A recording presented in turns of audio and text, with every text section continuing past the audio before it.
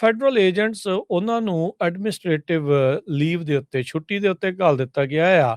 Department of homeland security ਦੇ spokesperson ਨੇ ਦੱਸਿਆ, ਕਹਿੰਦੇ ਵੀ ਜਿਹੜੀ ਵੈਨੇਜ਼ੁਏਲਾ ਦੇ ਇਮੀਗ੍ਰੈਂਟ ਦਾ ਗੋਲੀकांड ਵਾਪਰਿਆ ਸੀਗਾ ਪਿਛਲੇ ਮਹੀਨੇ, ਉਸ ਦੇ ਵਿੱਚ ਇਹ ਮਹਿਸੂਸ ਹੋ ਰਿਹਾ ਵੀ ਇਹਨਾਂ ਨੇ ਝੂਠ ਬੋਲਿਆ ਸੀਗਾ।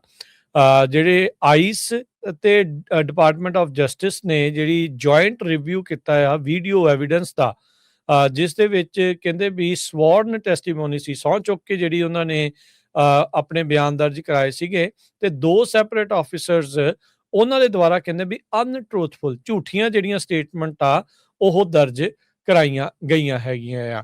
ਸੋ ਕਹਿੰਦੇ ਵੀ ਆਈਸ ਦੇ ਏਜੰਟਸ ਦੇ ਦੁਆਰਾ ਇਦਾਂ ਦੇ ਜਿਹੜੇ ਮਿਸ ਸਟੈਪ ਆ ਜਾਂ ਝੂਠ ਬੋਲਿਆ, ਇਹ ਪਹਿਲੀ ਵਾਰ ਇਦਾਂ ਜਿਹੜੀ ਐਕਨੋਲੇਜਮੈਂਟ ਆ ਉਹ ਦੇਖੀ ਗਈ ਹੈਗੀ ਆ। ਥੋੜੇ ਦਿਨ ਪਹਿਲਾਂ ਹੀ ਕਾਂਗਰਸ ਦੇ ਮੋਹਰੇ ਆਈਸ ਦੇ ਜਿਹੜੇ ਐਕਟਿੰਗ ਡਾਇਰੈਕਟਰ ਟੌਡ ਲੌਇਨਜ਼ ਉਹ ਪੇਸ਼ ਹੋਏ ਸੀ। ਉਹਨਾਂ ਨੇ ਦੱਸਿਆ ਸੀਗਾ ਵੀ 37 ਇਨਵੈਸਟੀਗੇਸ਼ਨਸ ਜਿਹੜੀਆਂ ਉਹਨਾਂ ਨੇ ਕੀਤੀਆਂ ਨੇ ਅਫਸਰਾਂ ਦੀ ਯੂਜ਼ ਆਫ ਫੋਰਸ ਨੂੰ ਜਿਹੜਾ ਉਹ ਲੈ ਕੇ ਪਿਛਲੇ ਸਾਲ ਦੇ ਵਿੱਚ, ਤੇ ਇਹ ਨਹੀਂ ਉਹਨਾਂ ਨੇ ਦੱਸਿਆ ਵੀ ਕਿਸੇ ਨੂੰ ਫਾਇਰ ਕੀਤਾ ਗਿਆ ਆ ਜਾਂ ਨਹੀਂ। ਇਹ 14 ਜਨਵਰੀ ਦੀ ਵੈਨੇਜ਼ੁਏਲਾ ਇਮੀਗ੍ਰੈਂਟ ਦੇ ਨਾਲ ਸੰਬੰਧਿਤ ਗੋਲੀकांड ਦੀ ਜਾਂਚ ਸੀ, ਜਿਹਦੇ ਵਿੱਚ ਇਹ ਹੁਣ ਪਤਾ ਲੱਗਾ ਆ ਵੀ ਦੋ ਜਿਹੜੇ ਫੈਡਰਲ ਏਜੰਟਸ ਆ ਉਹਨਾਂ ਨੇ ਸਹੁੰ ਚੁੱਕ ਕੇ ਵੀ ਝੂਠ ਜਿਹੜਾ ਉਹ ਬੋਲਿਆ ਹੈਗਾ ਆ।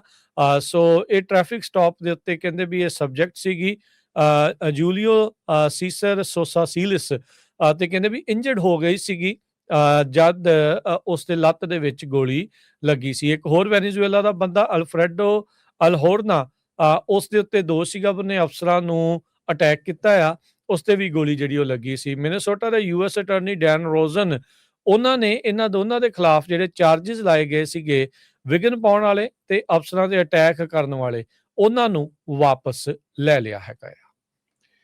ਫੈਡਰਲ ਏਜੰਟਸ ਉਹਨਾਂ ਨੂੰ ਐਡਮਿਨਿਸਟ੍ਰੇਟਿਵ ਲੀਵ ਦੇ ਉੱਤੇ ਛੁੱਟੀ ਦੇ ਉੱਤੇ ਘੱਲ ਦਿੱਤਾ ਗਿਆ ਆ।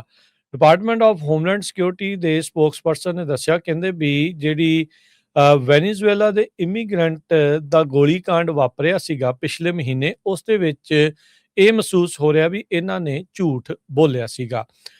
ਜਿਹੜੇ ਆਈਸ ਤੇ ਡਿਪਾਰਟਮੈਂਟ ਆਫ ਜਸਟਿਸ ਨੇ ਜਿਹੜੀ ਜੁਆਇੰਟ ਰਿਵਿਊ ਕੀਤਾ ਆ ਵੀਡੀਓ ਐਵੀਡੈਂਸ ਦਾ, ਜਿਸ ਦੇ ਵਿੱਚ ਕਹਿੰਦੇ ਵੀ ਸਵੌਰਨ ਟੈਸਟੀਮੋਨੀ ਸੀ, ਸਹੁੰ ਚੁੱਕ ਕੇ ਜਿਹੜੀ ਉਹਨਾਂ ਨੇ ਆਪਣੇ ਬਿਆਨ ਦਰਜ ਕਰਾਏ ਸੀਗੇ, ਤੇ ਦੋ ਸੈਪਰੇਟ ਆਫਿਸਰਸ ਉਹਨਾਂ ਦੇ ਦੁਆਰਾ ਕਹਿੰਦੇ ਵੀ ਅਨਟਰੂਥਫੁਲ ਝੂਠੀਆਂ ਜਿਹੜੀਆਂ ਸਟੇਟਮੈਂਟ ਆ ਉਹ ਦਰਜ ਕਰਾਈਆਂ ਗਈਆਂ ਹੈਗੀਆਂ ਆ।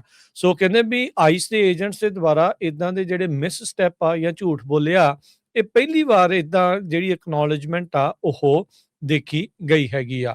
ਥੋੜੇ ਦਿਨ ਪਹਿਲਾਂ ਹੀ ਕਾਂਗਰਸ ਦੇ ਮੋਹਰੇ ਆਈਸ ਦੇ ਜਿਹੜੇ ਐਕਟਿੰਗ ਡਾਇਰੈਕਟਰ ਟੌਡ ਲੌਇਨਜ਼ ਉਹ ਪੇਸ਼ ਹੋਏ ਸੀ। ਉਹਨਾਂ ਨੇ ਦੱਸਿਆ ਸੀਗਾ ਵੀ 37 ਇਨਵੈਸਟੀਗੇਸ਼ਨਸ ਜਿਹੜੀਆਂ ਉਹਨਾਂ ਨੇ ਕੀਤੀਆਂ ਨੇ ਅਫਸਰਾਂ ਦੀ ਯੂਜ਼ ਆਫ ਫੋਰਸ ਨੂੰ ਜਿਹੜਾ ਉਹ ਲੈ ਕੇ ਪਿਛਲੇ ਸਾਲ ਦੇ ਵਿੱਚ, ਤੇ ਇਹ ਨਹੀਂ ਉਹਨਾਂ ਨੇ ਦੱਸਿਆ ਵੀ ਕਿਸੇ ਨੂੰ ਫਾਇਰ ਕੀਤਾ ਗਿਆ ਆ ਜਾਂ ਨਹੀਂ।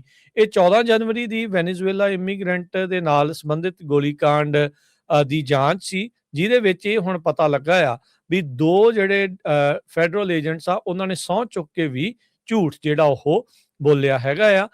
ਸੋ ਇਹ ਟ੍ਰੈਫਿਕ ਸਟਾਪ ਦੇ ਉੱਤੇ ਕਹਿੰਦੇ ਵੀ ਇਹ ਸਬਜੈਕਟ ਸੀਗੀ ਜੂਲੀਓ ਸੀਸਰ ਸੋਸਾ ਸੀਲਿਸ, ਤੇ ਕਹਿੰਦੇ ਵੀ ਇੰਜਰਡ ਹੋ ਗਈ ਸੀਗੀ ਜਦ ਉਸ ਦੇ ਲੱਤ ਦੇ ਵਿੱਚ ਗੋਲੀ ਲੱਗੀ ਸੀ। ਇੱਕ ਹੋਰ ਵੈਨੇਜ਼ੁਏਲਾ ਦਾ ਬੰਦਾ ਅਲਫਰੈਡੋ ਅਲਹੋਰਨਾ, ਉਸ ਦੇ ਉੱਤੇ ਦੋਸ਼ ਸੀਗਾ ਉਹਨੇ ਅਫਸਰਾਂ ਨੂੰ ਅਟੈਕ ਕੀਤਾ ਆ, ਉਸ ਤੇ ਵੀ ਗੋਲੀ ਜਿਹੜੀ ਉਹ ਲੱਗੀ ਸੀ। ਮਿਨੇਸੋਟਾ ਦੇ ਯੂਐਸ ਅਟਾਰਨੀ ਡੈਨ ਰੋਜ਼ਨ, ਉਹਨਾਂ ਨੇ ਇਹਨਾਂ ਦੋਨਾਂ ਦੇ ਖਿਲਾਫ ਜਿਹੜੇ ਚਾਰजेस ਲਾਏ ਗਏ ਸੀਗੇ ਵਿਘਨ ਪਾਉਣ ਵਾਲੇ ਤੇ ਅਫਸਰਾਂ ਦੇ ਅਟੈਕ ਕਰਨ ਵਾਲੇ, ਉਹਨਾਂ ਨੂੰ ਵਾਪਸ ਲੈ ਲਿਆ ਹੈਗਾ ਆ।